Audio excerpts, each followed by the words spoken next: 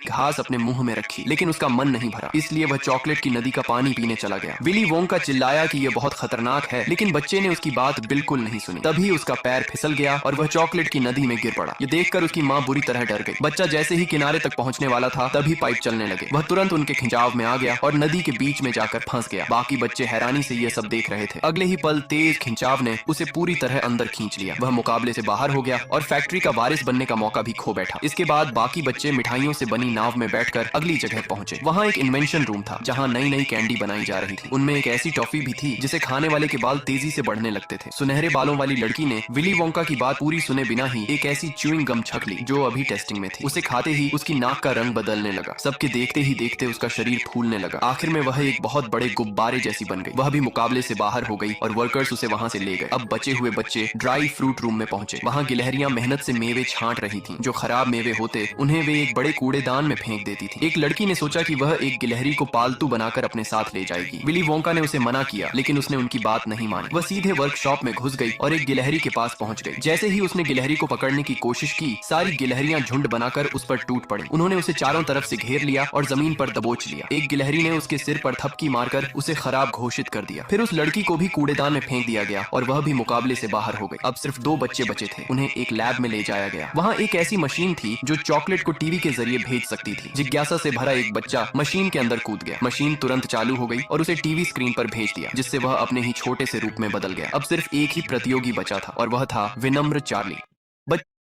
घास अपने मुंह में रखी, लेकिन उसका मन नहीं भरा, इसलिए वह चॉकलेट की नदी का पानी पीने चला गया। विली वोंका चिल्लाया कि यह बहुत खतरनाक है, लेकिन बच्चे ने उसकी बात बिल्कुल नहीं सुनी। तभी उसका पैर फिसल गया और वह चॉकलेट की नदी में गिर पड़ा। ये देखकर उसकी माँ बुरी तरह डर गई। बच्चा जैसे ही किनारे तक पहुंचने वाला था, तभी पाइप चलने लगे। वह तुरंत उनके खिंचाव में आ गया और नदी के बीच में जाकर फंस गया। बाकी बच्चे हैरानी से यह सब देख रहे थे। अगले ही पल तेज खिंचाव ने उसे पूरी तरह अंदर खींच लिया। वह मुकाबले से बाहर हो गया और फैक्ट्री का वारिस बनने का मौका भी खो बैठा। इसके बाद बाकी बच्चे मिठाइयों से बनी नाव में बैठकर अगली जगह पहुंचे। वहां एक इन्वेंशन रूम था, जहां नई नई कैंडी बनाई जा रही थी। उनमें एक ऐसी टॉफी भी थी जिसे खाने वाले के बाल तेजी से बढ़ने लगते थे। सुनहरे बालों वाली लड़की ने विली वोंका की बात पूरी सुने बिना ही एक ऐसी च्यूइंग गम छक ली जो अभी टेस्टिंग में थी। उसे खाते ही उसकी नाक का रंग बदलने लगा। सबके देखते ही देखते उसका शरीर फूलने लगा। आखिर में वह एक बहुत बड़े गुब्बारे जैसी बन गई। वह भी मुकाबले से बाहर हो गई और वर्कर्स उसे वहां से ले गए। अब बचे हुए बच्चे ड्राई फ्रूट रूम में पहुंचे। वहां गिलहरियां मेहनत से मेवे छांट रही थीं। जो खराब मेवे होते उन्हें वे एक बड़े कूड़ेदान में फेंक देती थी। एक लड़की ने सोचा कि वह एक गिलहरी को पालतू बनाकर अपने साथ ले जाएगी। विली वोंका ने उसे मना किया, लेकिन उसने उनकी बात नहीं मानी। वह सीधे वर्कशॉप में घुस गई और एक गिलहरी के पास पहुंच गई। जैसे ही उसने गिलहरी को पकड़ने की कोशिश की, सारी गिलहरियां झुंड बनाकर उस पर टूट पड़ी। उन्होंने उसे चारों तरफ से घेर लिया और जमीन पर दबोच लिया।